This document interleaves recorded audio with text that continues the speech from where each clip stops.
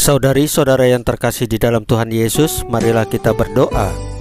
Dalam nama Bapa dan Putra dan Roh Kudus. Amin. Bapa kami yang ada di surga, dimuliakanlah namamu. Datanglah kerajaan-Mu, dan jadilah kehendak-Mu di atas bumi seperti di dalam surga. Berilah kami rezeki pada hari ini, dan ampunilah kesalahan kami, seperti kami pun mengampuni yang bersalah kepada kami. Dan janganlah masukkan kami ke dalam pencobaan, tetapi bebaskanlah kami dari yang jahat. Ya Roh Kudus, hadirlah saat ini untuk memimpin dan membimbing kami dalam membaca firman Tuhan Yesus dan merenungkannya, sehingga kami dapat mengerti maknanya dan dapat kami laksanakan dalam hidup kami sehari-hari di tengah masyarakat kami. Pembacaan Injil Lukas pasal 12 ayat 13 sampai dengan 21. Orang kaya yang bodoh. Seorang dari orang banyak itu berkata kepada Yesus, "Guru, katakanlah kepada saudaraku supaya ia berbagi warisan dengan aku."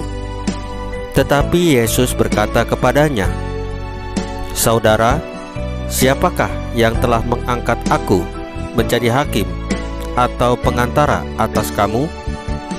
Katanya lagi kepada mereka, "Berjaga-jagalah dan waspadalah terhadap segala ketamakan. Sebab walaupun seorang berlimpah-limpah hartanya, hidupnya tidaklah tergantung daripada kekayaannya itu." Kemudian ia mengatakan kepada mereka suatu perumpamaan, katanya,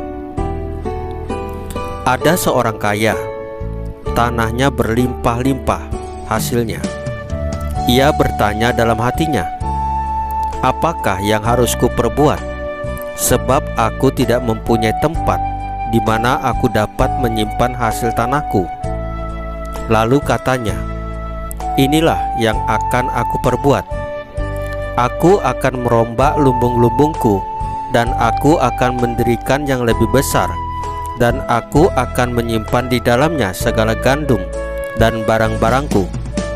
Sesudah itu aku akan berkata kepada jiwaku, Jiwaku, ada padamu banyak barang, tertimbun untuk bertahun-tahun lamanya. Beristirahatlah, makanlah, minumlah, dan bersenang-senanglah.'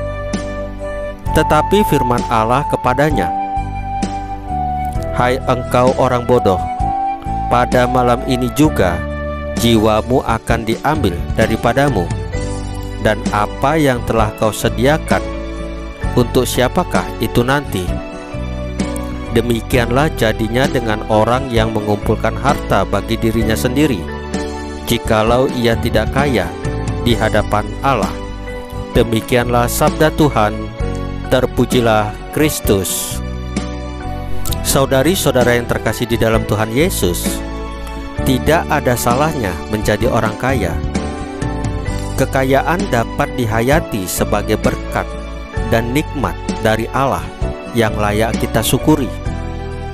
Persoalannya ialah bahwa kerap kali kekayaan yang melimpah itu menina-bobokkan kita. Seperti ada pepatah yang mengatakan, "Ada uang, abang sayang. Tidak ada uang, abang melayang." Terbuai oleh harta yang berlimpah, kita bisa terjebak pada sikap terlalu percaya diri dan hanya mengandalkan harta kita untuk menghadapi segala persoalan dalam hidup, seolah-olah segala sesuatu dapat diselesaikan dengan uang. Kita lupa bahwa harta tidak dapat memuaskan kerinduan terdalam di jiwa manusia. Harta memberi kita makan, tetapi tidak memberi kita makna hidup. Kaya akan harta duniawi tidaklah cukup untuk kedamaian jiwa kita. Kita perlu kaya di hadapan Allah. Apa artinya? Kitab Pengkhotbah mengatakan bahwa segala sesuatu adalah kesia-siaan belaka, kecuali hikmat, yakni pengenalan akan Allah. Menurut Santo Paulus, segala sesuatu adalah sia-sia bila dibandingkan dengan pengenalan akan Yesus Kristus. Bagi seorang Paulus, Kristus adalah semua dan di dalam segala sesuatu. Pengenalan akan Kristus adalah harta paling berharga yang tidak hanya memberi makna hidup, tetapi juga mendatangkan keselamatan. Karena itu, Paulus menasihati, carilah perkara yang di atas, di mana Kristus ada.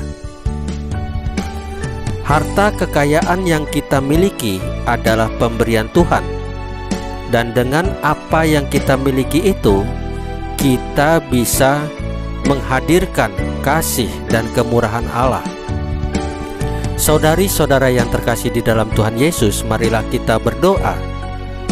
Ya Bapa, semoga Yesus Kristus menjadi satu-satunya harta yang berharga bagi kami. Salam Maria, penuh rahmat, Tuhan sertamu. Terpujilah engkau di antara wanita, dan terpujilah buah tubuhmu Yesus. Santa Maria Bunda Allah, doakanlah kami yang berdosa ini, sekarang dan waktu kami mati.